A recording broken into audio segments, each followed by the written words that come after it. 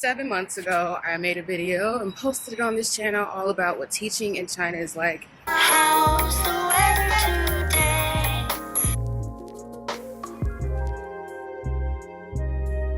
7 months feels like 7 years in Chinatown. A lot has changed. So today I'm taking you guys to work with me so you can see all of the changes that have occurred. Let's go. You've reached the destination. One thing that hasn't changed is that I still get to walk to work, which is great. But I have a slightly different route. My commute to work is about 7 minutes door to door. It's just 2 blocks away and across the street. 2 months ago, while I was on vacation in Jiangjiajie, my school changed locations. We used to be here in this 2-story storefront location, which was infested with insects. It wasn't a very pleasant place to work. It was quite dingy and run down, so I was pretty excited about the move. Goodbye to this classroom. It's soon goodbye to this stupid place that's making us move our own things. Why are we moving our own things? Listen, teachers have temper tantrums sometimes too. I was frustrated because this is my second time I worked at a school that moved, except the previous one arranged a mover for us. I'm dripping in sweat because Lisa and I just had to move our own things for work to our new work, from our old work to our new work. Yes. In the heat wave with no AC on in the building. Oof, that was a rough day. My attitude was higher than the temperature, but I was still really glad to be moving here. My new school location is in the same location of my previous school's location. Does that make sense? Probably not. Let me explain. From March 2018 to October 2020, I worked at a training school called First Leap.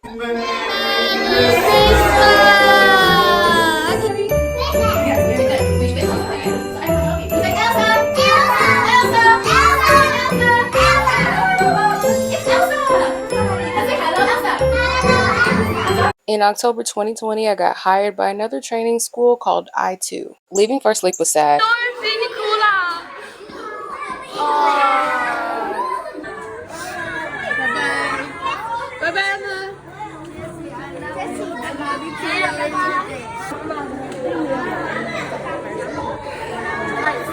I'll miss you too. I left First Leap because I2 gave me an offer I literally couldn't refuse. I didn't even apply for that job. I was poached. I was sought out. So I had to go. Plus, I could see the writing on the wall here at First Leap. There were a lot of changes that we're going to get into in this video that led me to resign when I did. My current school rented out the same facility that my old school used to be in.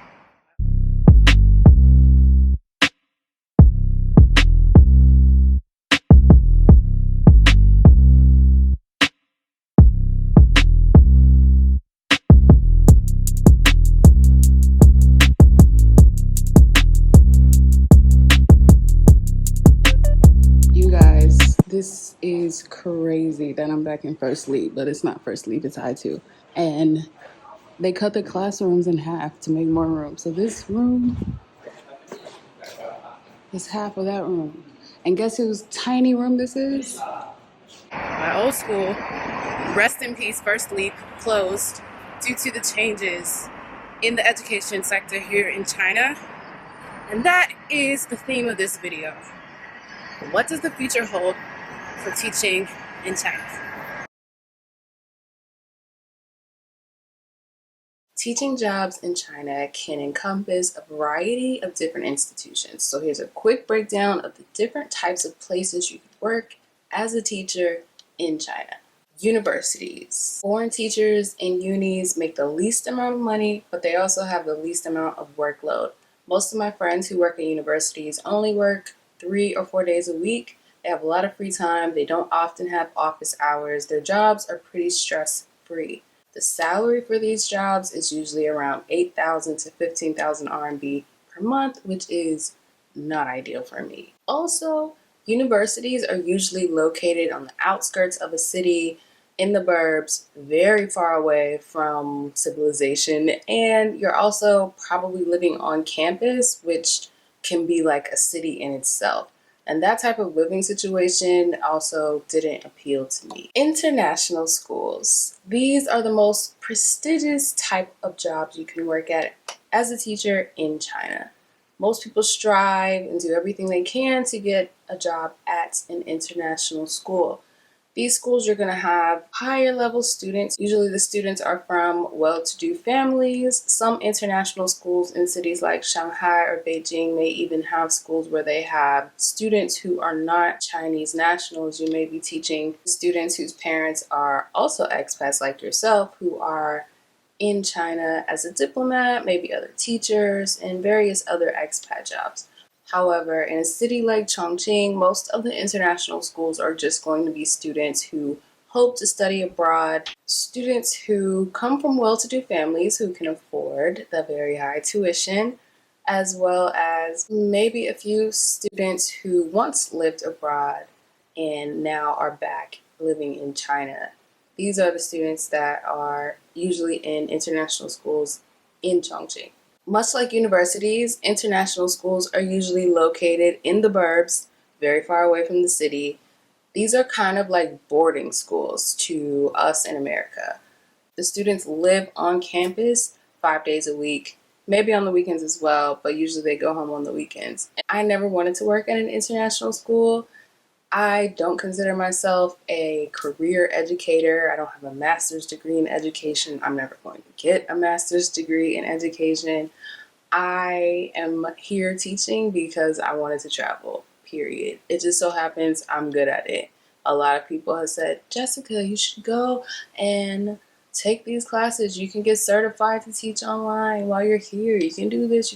I don't want to. I'm not interested in that. And I think that for teachers in those type of jobs, they need to be like dedicated to it. This is your life's work. And I respect it too much as a child of educators to go into something as serious as that.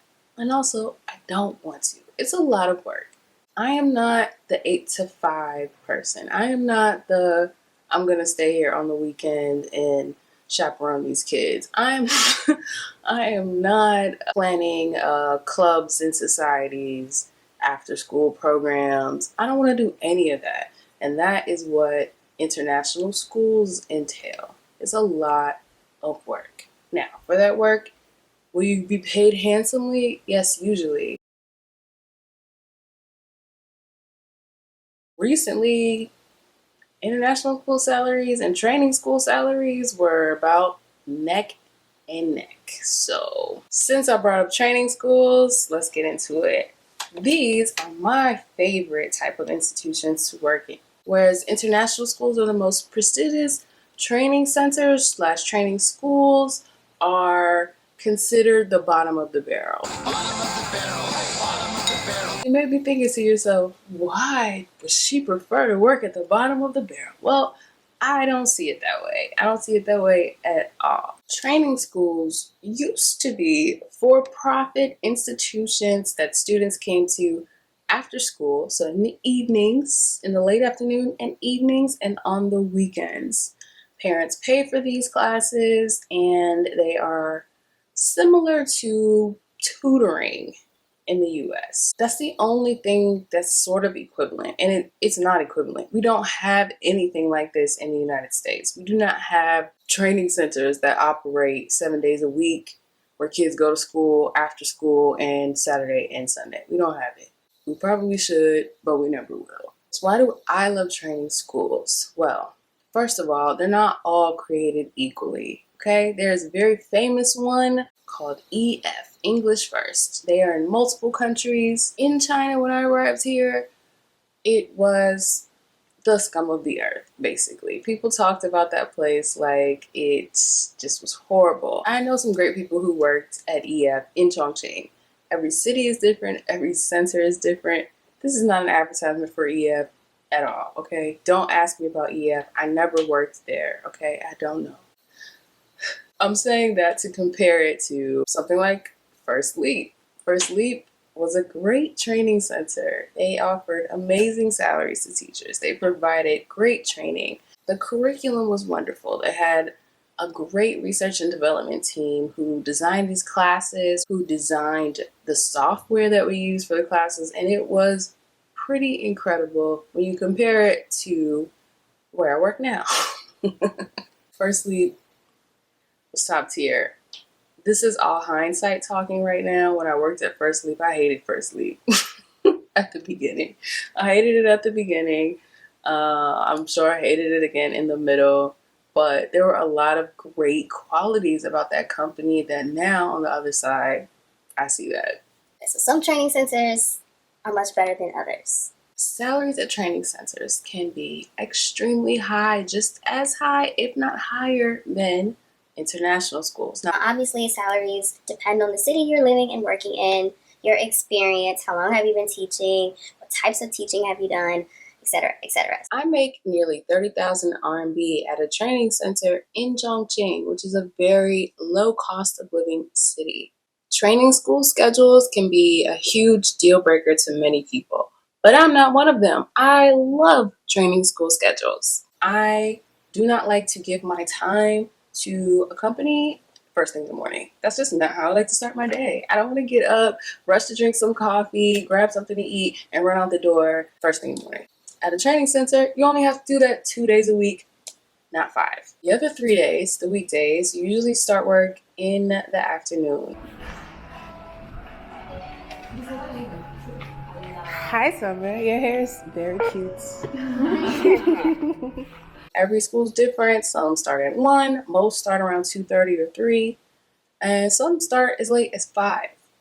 For a brief period, but I didn't have office hours, so that meant I could just come in and teach my class and go. I have my entire day to do whatever it is I want, and I am still a full-time employee. Some people don't like that training centers' busiest days are on Saturdays and Sundays. I don't like to go anywhere in China on a Saturday or Sunday. Everybody is off, so everything is crowded. I would much rather do my shopping, run errands, travel, have my weekend on a Monday and Tuesday as opposed to a Saturday and Sunday. Yes, the holidays can be a little tricky. Unlike other types of institutions, there is no summer break, there is no winter break, there is no dedicated break except for Chinese New Year Spring Festival. That's the only one that you can completely depend on being free of work. As a person who takes a vacation every month, basically, do you see me complaining? No. There's always a way around it. Depending on seniority, you get a certain number of PTO days. You can use them however you wish. You need to be creative. There are these 1-day holidays, 2-day holidays throughout the year.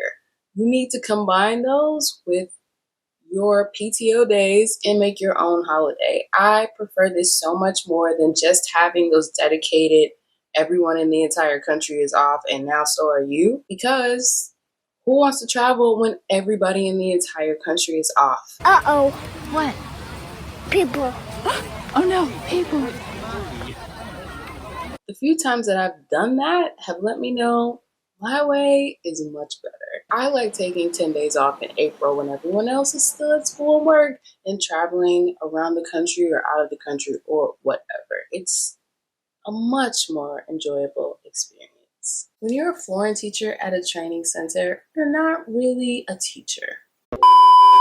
You're not just a teacher, okay? You are a salesperson, a spokesmodel, a performer, and then a teacher if you are working at a Chinese training center.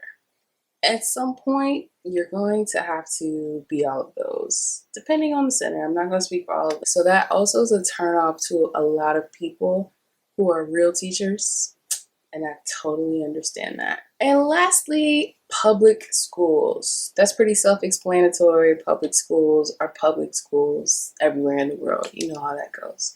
In China, they just have a lot more students.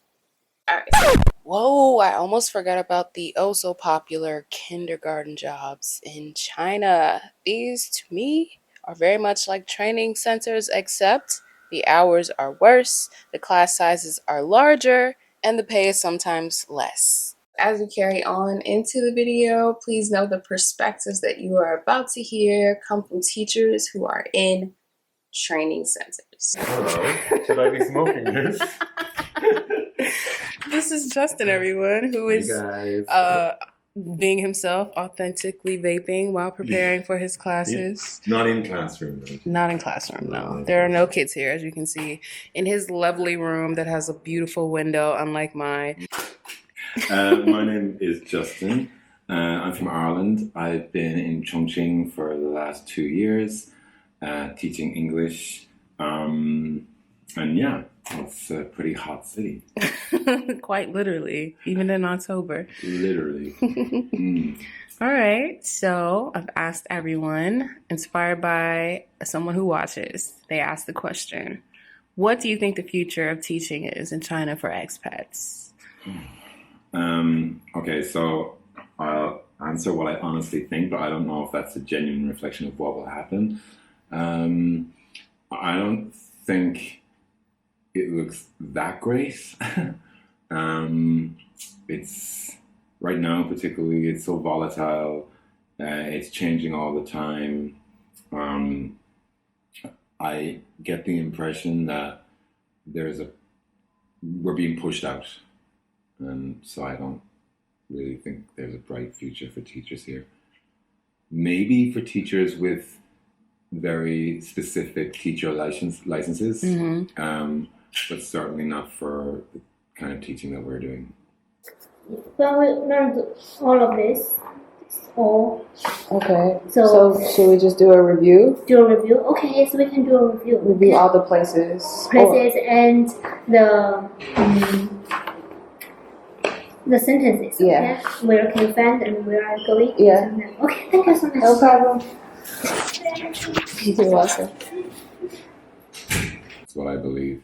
So, I mean, I'm in it for what I can get out of it right now. And that's not to say I don't appreciate the Chinese culture, I do. But right now, I think the game is up. Yeah, so it's about saving right now. It's about saving right now, even though we're kind of imprisoned here. It's about saving right now and then going home. I hope that answers the question. Yes, thank you, Justin. Let's see what we have here today. Hello, Jessica. I'm sorry to bother you. Since Logan is on annual leave, could you please cover his class at 6:10 to 6:50?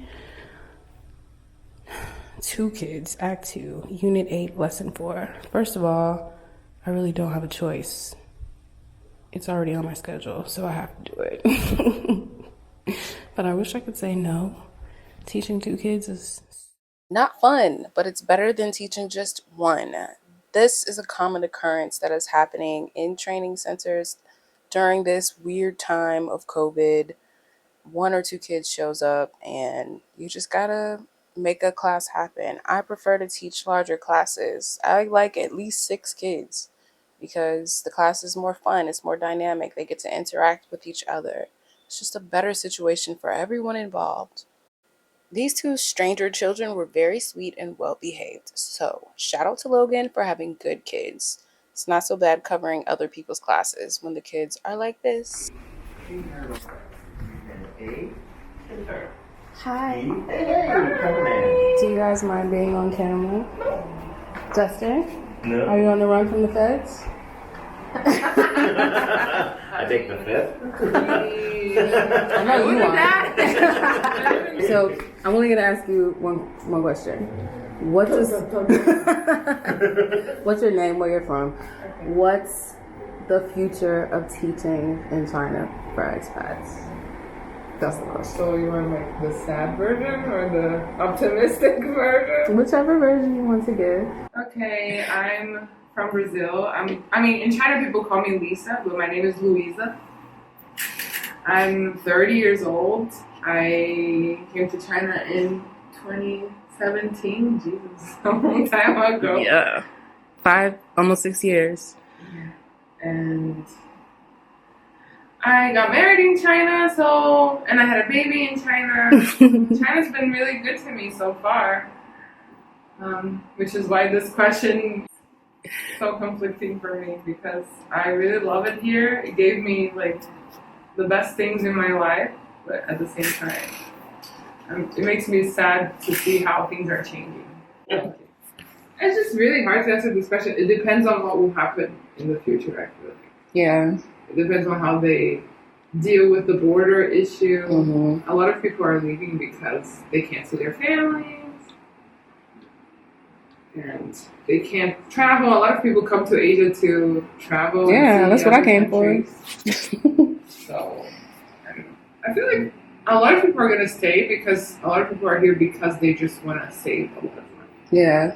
So that still kind of encourages people to stay. But I don't know. I don't really know. Okay. Authentic answer. How do you feel about, like, you're staying here for now? It's okay. I'm happy because I can still reach some of my goals, which is to save enough to do whatever project I have in mind for my future. Mm-hmm. But I'm a little unhappy with the way that their perspective on foreigners shifted. You know, Yes. they used to treat us Almost like somewhat, celebrities. a lot kinder than they are right now. Yeah. There's still a lot of kind people, but we have this kind of, I don't know how to say this. There's like a phobia Yeah. among some people. A lot of people. That's true. Some people don't. I mean, now not as much because people in my apartment complex, we all know each other. Yeah. But there was a time where people wouldn't go in the elevator with me, or if I was walking down the street, they would cross the street, Mm-hmm. you know. And it's just, and I have a baby, so I don't know if I want her to grow up with this kind of notion too, and what she's gonna face. Did having her really change your perspective a lot, or was it something you considered? Yes, because honestly, I mean, everywhere you live, if you like anywhere you go, there are good things and bad things. Yeah. Right? So I feel like China is mostly good things Mm-hmm. for us. Like it's very easy to live here. Like it's very convenient. You can just order anything, and everything's very easy to deal with. But at the same time, being a foreigner, you have this target on your back at all times, right? Yeah, from so And many sometimes angles. it's really good. They treat you really well, but sometimes they don't. Yeah. And I don't want to think about like her growing up and going to school. Like, how are other kids gonna be treating her? It depends on how like society seeing foreigners at that time. Exactly. And it could change so quickly. Yeah. It can be really good. They can treat you like, wow, I have a foreign friend. But it can be like, oh my gosh, Yeah. don't touch me. Get away from me. Exactly. Thank you, Lisa. You're welcome. Hi, what's your name? My name is Dustin Garcia, and I'm from America, Los Angeles. And you've been in China for how long? 8-9 years-ish. Been in China for a long A time. very long time. Okay, so what do you think the future of teaching in China is like for expats? Well, I think with the new restrictions that the government has, they've effectively shut down a lot of like the private sector, which were like the more well-paid positions. Yeah. I have a feeling if people are still coming here to teach English, they're either going to go to a training center like this one. With This is a training center? This is a training center? I thought they all closed.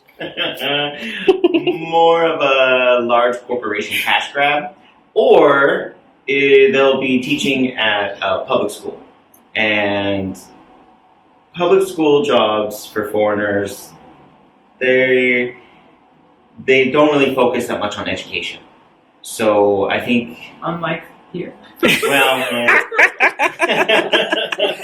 Unlike this beautiful training center, whose priority is to Yeah. teach children, educate them. I think there are still good schools out there, and you can find them. But, you know, this country can be pretty fickle when it comes to foreigners. And right now, I don't think they want the people to really learn English. They want the world to learn Chinese. That sure is a hot take. They want the world to learn Chinese. And so they're trying to kind of slow the rate of English in this country. and trying to push Chinese on more countries abroad. So, I mean, until they change their mind, I think English will always be taught, but the way that English is taught in schools is very basic. Just a few vocabulary, and unless you're actually interested in learning the subject matter, you're not actually going to acquire the language. Yeah, but so I think the future, there will always be foreigners coming to China to teach English. I mean, there's the lifers. Yeah, for sure. You're not a lifer. No, I'm actually going back. Yeah. But a lot of people want something resume builders and life experience.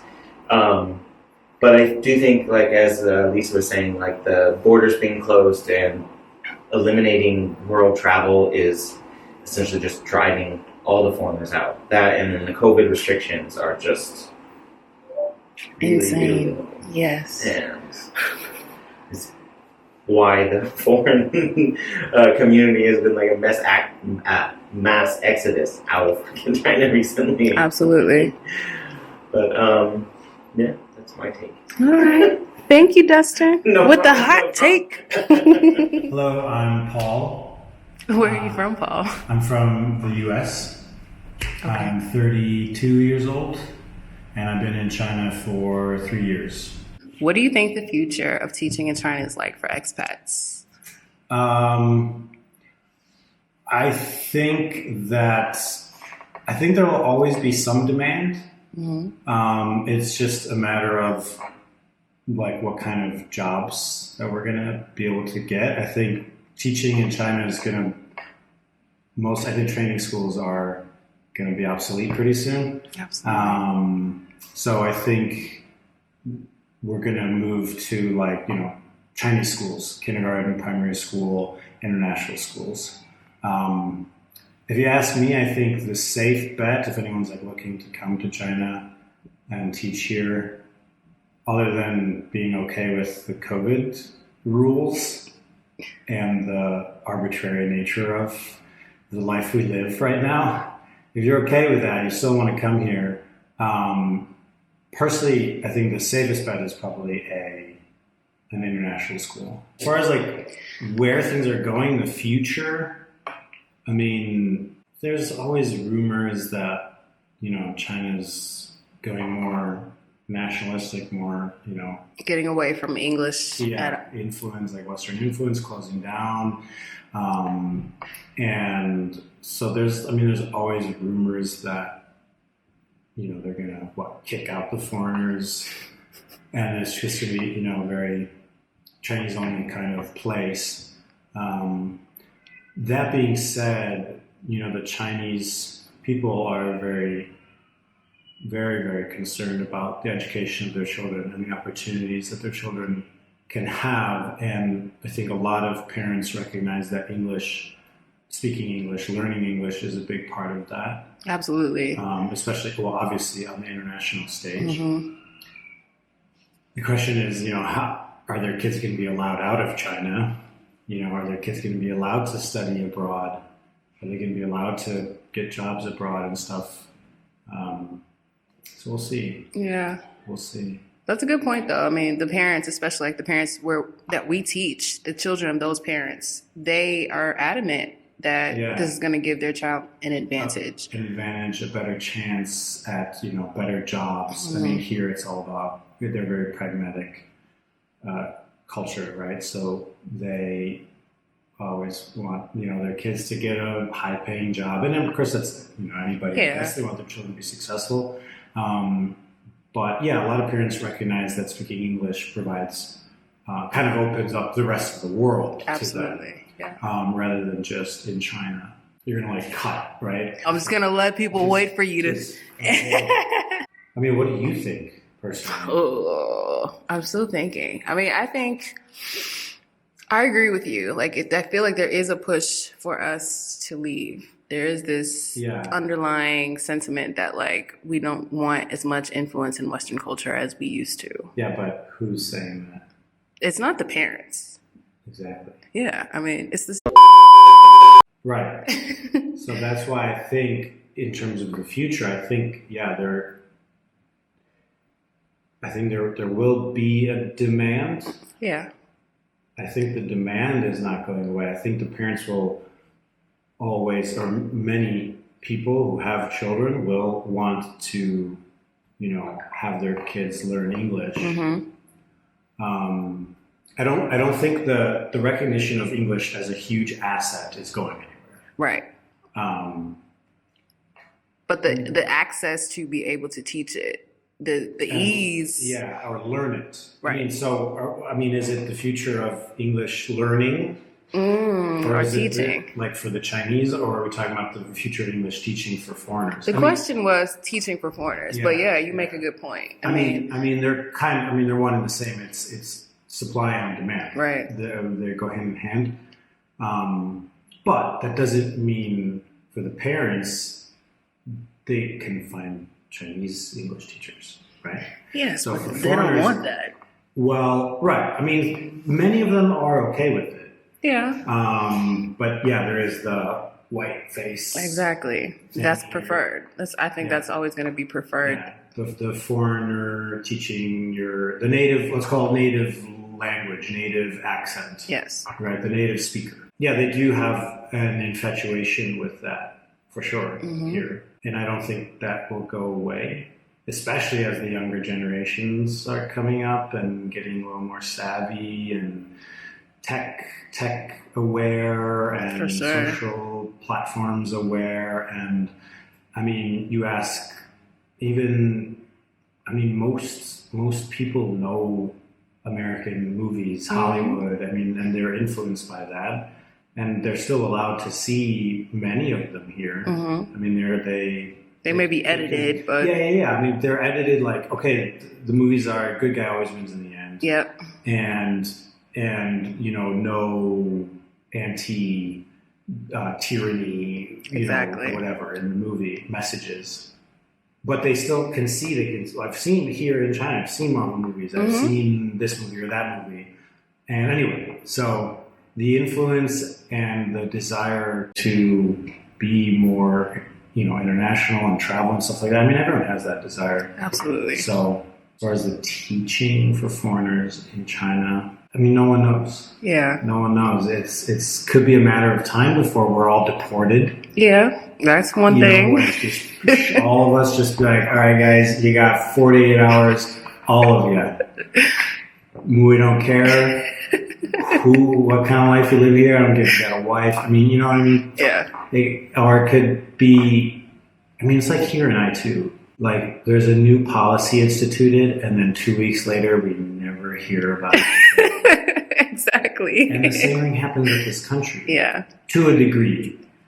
To a lesser degree, it happens. It just gets less and less enforced as time goes on. Yeah, and it's like, what happened to the regulations? Nothing. There was these big regulations, and then, take English words, letters, everything off the wall. You can't Notebooks. You can't write English words on the board.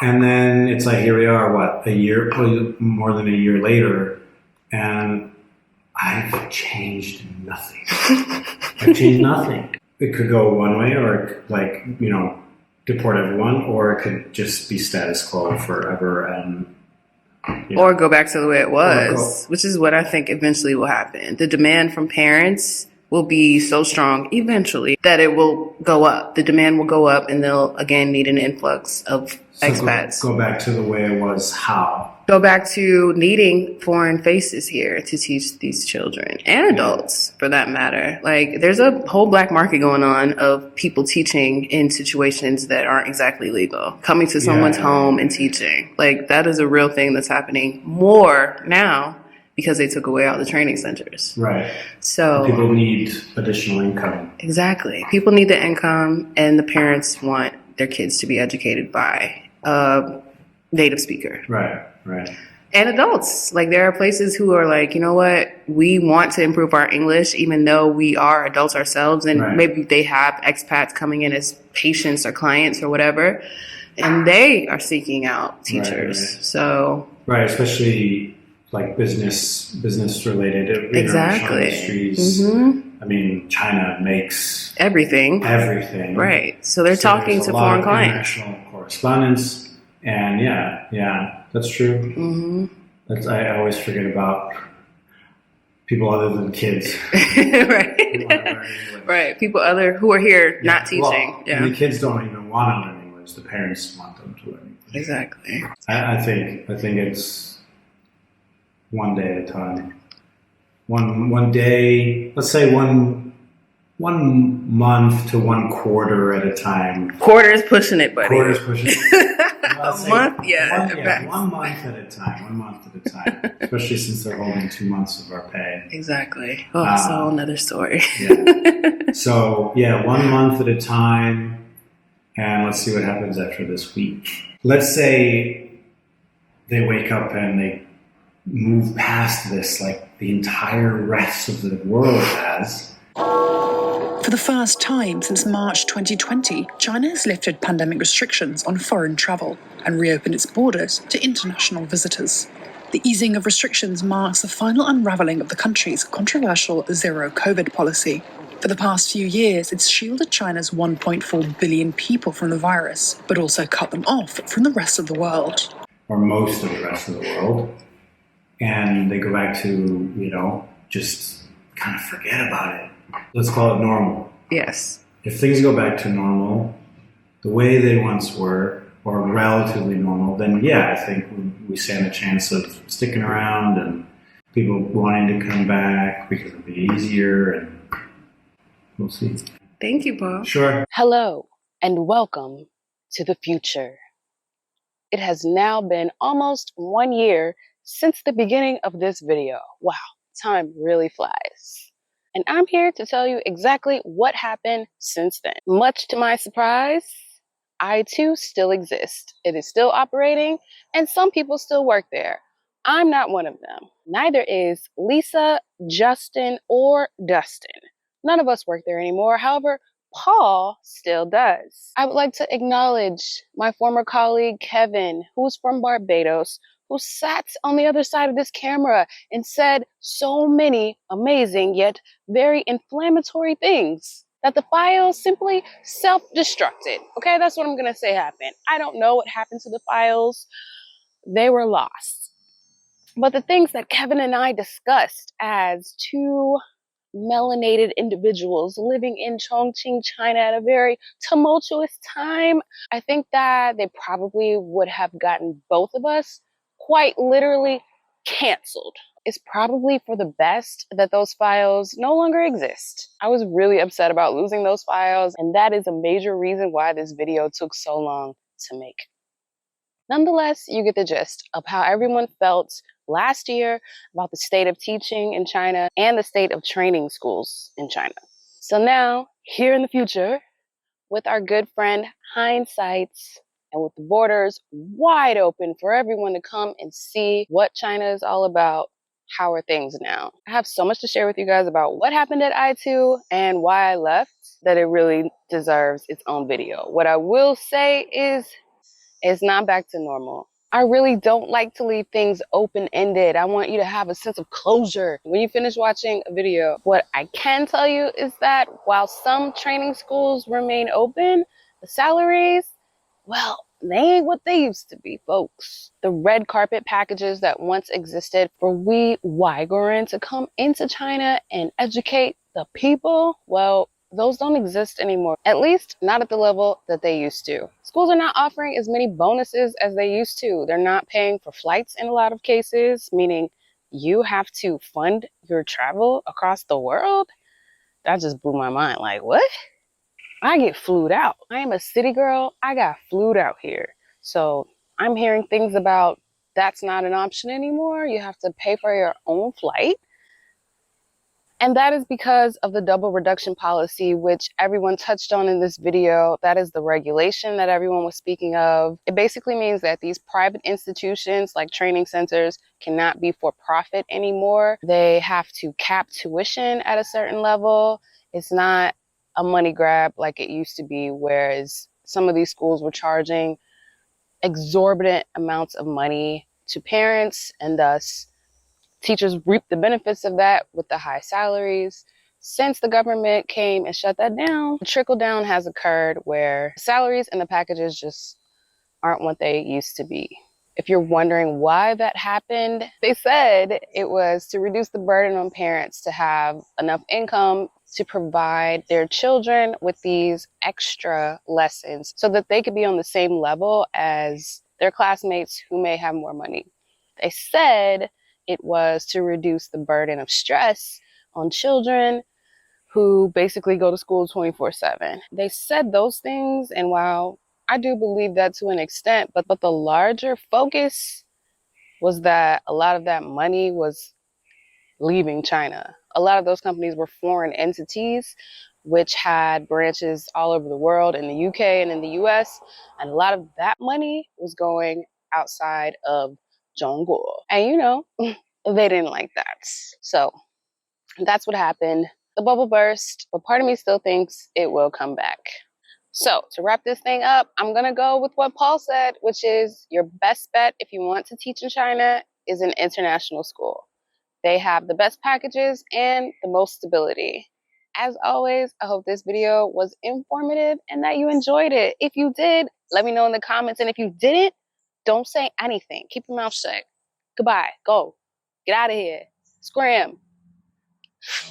See you at the next destination.